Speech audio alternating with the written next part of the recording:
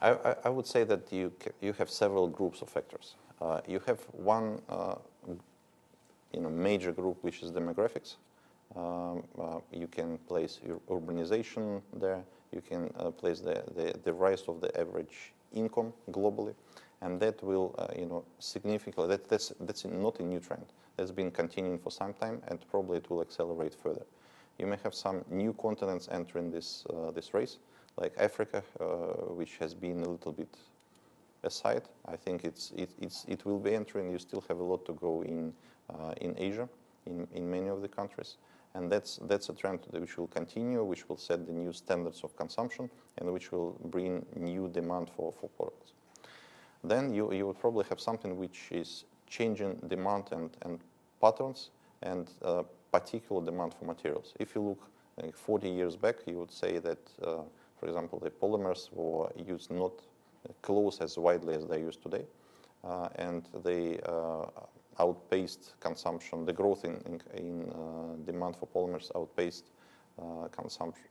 consumption of metal, of cement, of steel and glass. First, the chemical products started to substitute.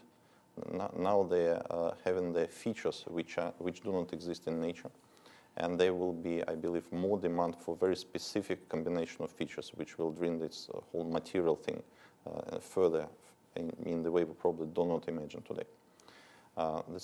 Another yet factor is, you look at the education and employment.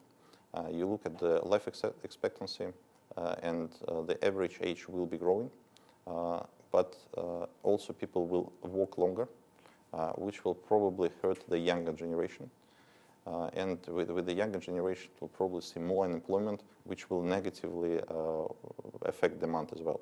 And that will bring also some new level of political instability. And I think this factor we will probably underestimate today, and that will be growing and will be probably more important. Yet another thing which is more kind of about how people get to learn and how people get information.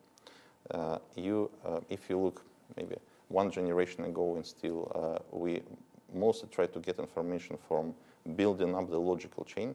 We kind of read the book. We started from the first page, and we read it until the end, and only then we get the holistic picture. If you look at how the information is consumed today, people are looking, younger generation is looking for pieces of information, and they very fast build their opinion or their view.